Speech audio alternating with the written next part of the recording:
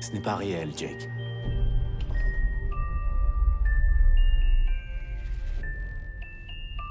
Il existe un autre monde.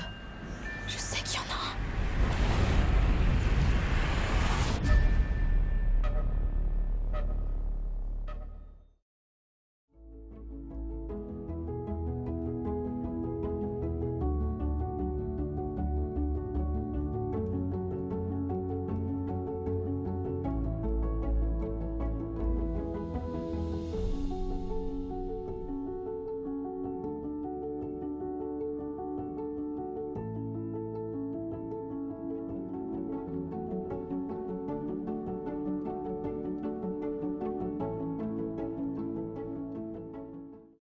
Yo tout le monde.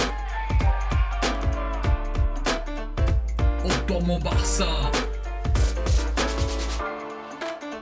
Barbeau président. Clément Langlais plus Gérard Piqué, non. Ça vous dit rien.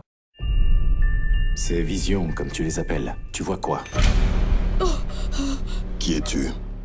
La définition de souffrir, supporter le Barça jusqu'à la mort vous sépare. Les gars, voilà, on va faire clair, net et précis, on va pas passer par 32 chemins. Bravo au PSG, ils méritent leur victoire à 1000%, non, pardon, à 10 000%. Donc oui, c'est vrai, hier soir, il n'y a pas eu de vidéo, j'ai pas fait le débrief habituel à chaud. Mais honnêtement, les gars, qu'est-ce que vous voulez que je dise? J'aurais rien pu faire, j'aurais rien pu dire, je serais resté devant la caméra et je serais resté bouche bée. Je pouvais pas. J'aurais fait comme Piqué, j'aurais mis une patate. Ces visions, comme tu les appelles, tu vois quoi? Je vois une tour. Donc j'avais le choix entre faire un débrief à chaud, qui aurait été nul, voilà honnêtement, vu mon état d'esprit, vu la motivation, le peu de motivation qui me restait, ça aurait été une vidéo de merde. Voilà, j'avais le choix entre faire ça, et me reposer, dormir un peu, et faire entre guillemets une belle vidéo. Voilà, maintenant vous me connaissez, j'essaie de faire en sorte que vous rigolez, mais ce soir, pardon ce matin parce que j'ai pas dormi, honnêtement voilà, j'ai presque pas dormi. Je vais essayer, je vous promets rien, je vais essayer. Donc les gars, aujourd'hui on va faire l'inverse du Barça hier soir, essayer de faire quelque chose de propre, et moi je suis propre. C'est pour ça que j'ai ramené mon PQ, ma vasine, parce que hier soir, la prestation du Barça, elle était dégueulasse. La communication, ça se passe comment? Le pauvre, il a pas encore d'amis. Ouais, Barbeau, où es-tu? Tu te caches? Y a pas de débrief, y a pas de vidéo. Les gars, maintenant vous me connaissez, on va faire clair, net et précis. On va pas faire comme le Barça hier, on va pas passer par 32 chemins. Moi j'assume tout. Le 8-2, j'étais là.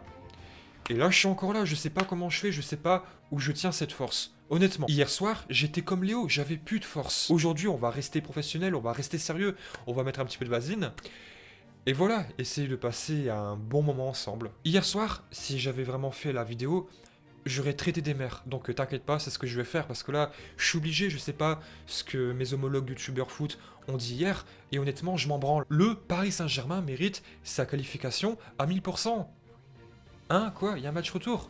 Non, Koeman il a dit non, il y croit pas, il a déjà déclaré forfait. Ayant perdu 4-1 à domicile, il y a très peu d'options pour revenir, il faut être réaliste, et les gars, ça c'est une mentalité de perdant, de loser, et Koeman, je te respecte plus. Les gars, il y a 4 ans, Luis Enrique, peut-être le dernier grand coach qu'on a eu, a dit au calme, en conférence de presse, et pourtant on s'est tous foutus de sa gueule, si Paris a mis 4 buts, nous, on peut en mettre 6. Dans le monde, après ça, il y a peut-être eu 1 milliard de personnes, voire 12 milliards de personnes qui sont foutues de sa gueule, et le résultat final, on le connaît. Et là, hier soir, Koeman, Monsieur Koeman, ce petit mollusque orange puant gluant, nous a démontré que ce n'est pas un grand coach qui a une mentalité de perdant. Voilà, on va faire clair. Les gars, voilà, je vais pas passer par 32 chemins, je me désolidarise de ce coach. À vie, si je dois noter le match de Koeman hier soir, c'est moins 8000 sur 40. Non mais attends, le pire dans tout ça, c'est que Monsieur Koeman, Monsieur Burman, il a fait quoi après le match? Il a été voir Guy, il lui a fait un câlin, mais lui une patate. J'ai envie de me battre, mais je sais pas me battre. C'est une faute professionnelle. Ça, plus sa composition,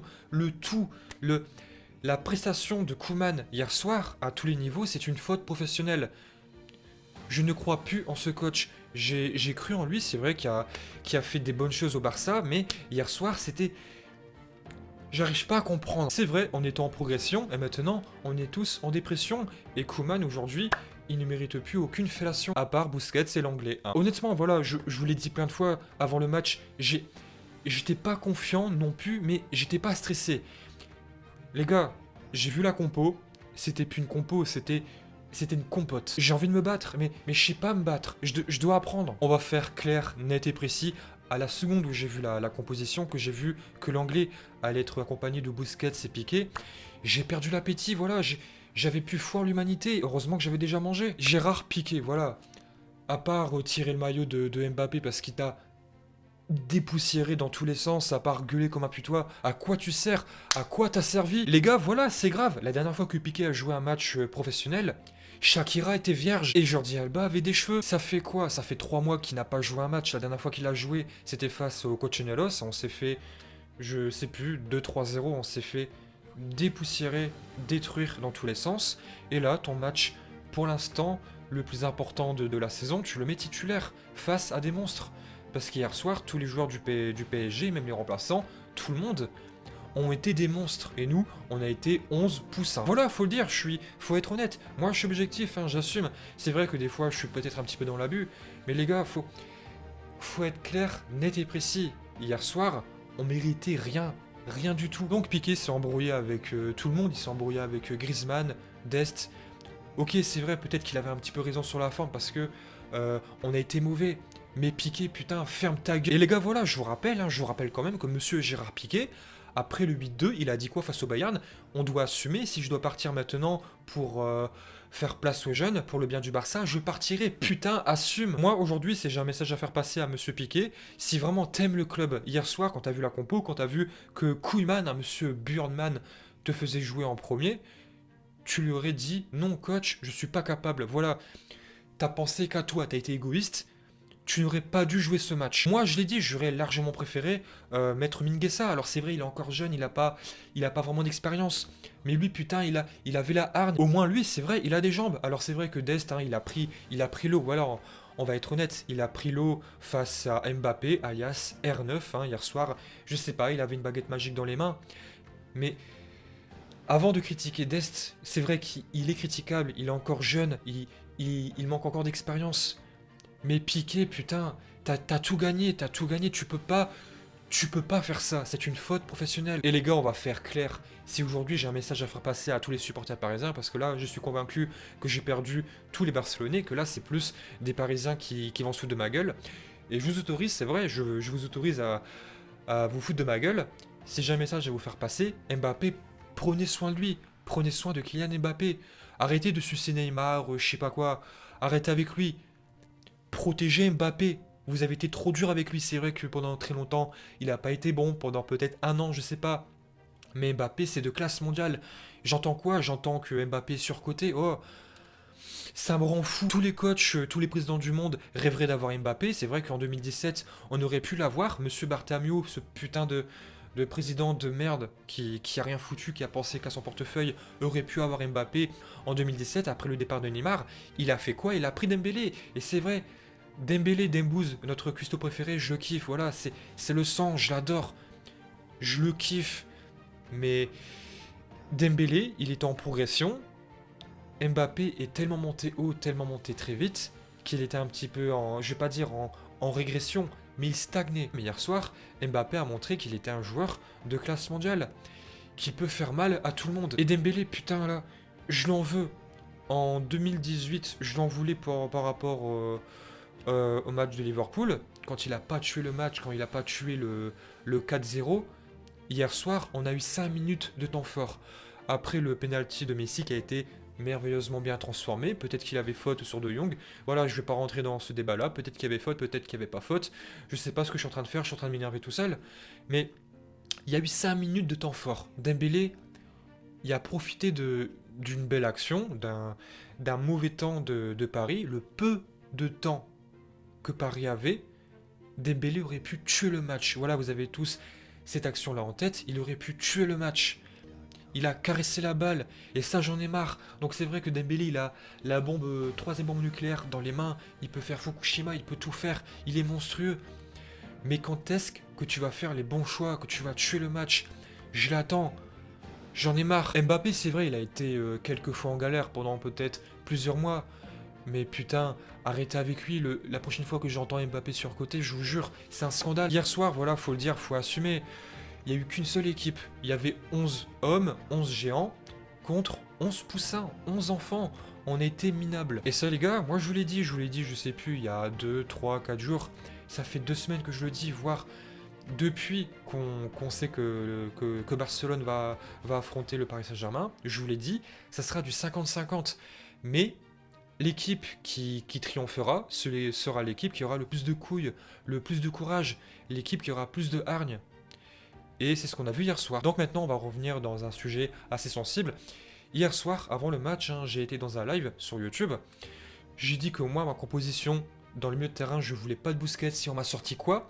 Tu manques de respect à Busquets. Mais me dire ça à moi, c'est manquer du respect au Barça. Dans ce match-là, Busquets ne devait pas jouer. Il a pris l'eau à tous les étages. Busquets est bon face à une petite équipe quand on a possession, mais il peut plus supporter la pression, le pressing au très haut niveau. On l'a encore vu hier soir. Moi, je voulais un De Jong en numéro 6, un Pedri et un Riqui Puig en numéro 8. Alors c'est vrai que hier soir, Pedri, il n'a pas été bon, mais il fallait de l'audace. On a été des pétasses. La seule équipe qui a eu de l'audace hier soir, c'est le Paris Saint-Germain. Et ça, il faut le dire, Verratti a été monstrueux. Voilà. C'est vrai que je suis honnête, hein, Paris, je regarde pas beaucoup les matchs. Mais quand je vois la prestation de Monsieur Marco Verratti hier soir, j'ai envie de regarder tous les matchs du Paris Saint-Germain. Il a été magicien, comme Gay, comme tout le monde. La seule personne qui a été un petit peu en difficulté hier soir, et encore, je suis vraiment en train de chercher. Si vraiment tu me poses la question, quel joueur du Paris Saint-Germain a le moins bien joué, honnêtement, je suis en train de chercher tellement qu'il faut le dire, tout le monde a été bon. Si vraiment je dois donner un prénom, et un nom, pardon, c'est Kurzawa, parce qu'il a commis la peut-être faute sur De Jong, et qu'il a subi les foudres, le peu de foudre de Dembélé sur son couloir. Mais sinon, à part ça, les gars, tous les joueurs du PSG ont été bons. Pedri, c'est vrai, il n'a pas été bon, il a perdu beaucoup trop de ballons, mais il fallait de l'audace. De Jong, Pedri, Riqui Puig, ça aurait été beaucoup mieux. Voilà, on peut me dire ce qu'on veut, me sortir, toutes les sauces, toutes les langues du monde, ça aurait été beaucoup mieux. Peut-être bien qu'on aurait perdu, c'est vrai. Je pense honnêtement que même avec ce trio-là au milieu de terrain, on aurait perdu tellement que Paris a été bon. Mais au moins, on aurait proposé du jeu. Et moi, ce qui me fout vraiment la rage au-delà de tout ça, c'est qu'il y avait de la place, Parce que le peu de fois où le Barça a eu des actions, parce que, je vous rappelle, il faut regarder les stats, Barcelone a quasiment eu autant d'actions et d'attaques dangereuses, de tirs cadrés, que le Paris Saint-Germain. Et on n'a pas su concrétiser les actions. Et ça, les gars, ça me fout la rage. Hier soir, le PSG, c'était la vasine. Ça et ça, c'était nous, voilà, on va faire clair. Kylian Mbappé, hier soir, il a fait la mort à tout le monde. Il a mis dans la galère Dest, Piqué, tout le monde. Même Ter Stegen, le premier but, voilà, honnêtement, on peut rager, voilà, nous les Barcelonais, on peut rager parce que ça vient 5 minutes après l'ouverture du score du Barça, de monsieur Messi, mais c'est un but magique. Franchement, t'es obligé de rester admiratif. Honnêtement, voilà, désolé, je suis en train de bégayer, mais j'en ai marre. C'est tous les ans, tous les mois, tous les jours, toutes les secondes, la même chose. C'est tout le temps pareil. Et le dernier but, c'est magique, tu peux rien faire. Et voilà, encore une fois, on va faire clair, net et précis. Heureusement que Di Maria et Neymar n'étaient pas là. Sinon, ils auraient chacun marqué encore un but, ça aurait fait 6-1, et Neymar, il aime bien. Après, forcément, t'as eu, je pense, Kimpembe ou Marquinhos qui ont trollé le Barça dans les vestiaires, qui s'en foutent notre gueule. Donc là, moi, j'ai envie de leur dire, attention au karma, parce qu'il y a 4 ans, t'as fait la même chose. Cousin, t'as fait pareil. Et maintenant, le résultat, on le connaît. Ça a fait 6-1, remontada. Mais d'un autre côté, j'ai envie de te dire, gamin, t'as raison, amuse-toi, parce qu'on a été des fiottes. Voilà, le Paris a été trop fort hier soir, faut le dire. Et le Barça ont été nuls. Tu as raison, fous-toi de notre gueule, t'as le droit. Car maintenant, t'espères quoi? T'espères faire une fameuse remontada? Il y a 4 ans, c'était quasiment impossible. Voilà, c'était même impossible, on l'a fait. Parce qu'il y avait des joueurs, il y avait peut-être, c'est vrai, un arbitre défectueux, il n'y avait pas la VAR. Mais là, dans des conditions normales, non, peut-être que oui, je suis défaitiste parce que c'est vrai qu'il y a 4 ans, c'était 4-0 et que maintenant c'est 4-1, donc peut-être que c'est plus facile. Mais là, quand tu vois vraiment les matchs, quand tu vois le match, quand tu vois ce qui se passe, honnêtement, est-ce que tu y crois? Moi, j'y crois plus. Même ma bouche, elle y croit plus. Je suis en train de bégayer. J'en ai marre. Et de toute façon, on va se qualifier pour faire quoi? Faire comme la dernière fois, faire une fameuse remontada et après perdre 3-0 contre la Juve face à des monstres. Voilà, faut être clair. Saison finie. Et franchement, monsieur Messi, voilà, ce petit bonhomme. Comment tu veux lui en vouloir? Comment tu veux en vouloir à Messi de vouloir partir du Barça? Tu peux pas. C'est vrai qu'il a pas été forcément au niveau hier soir. C'est vrai, il faut le dire.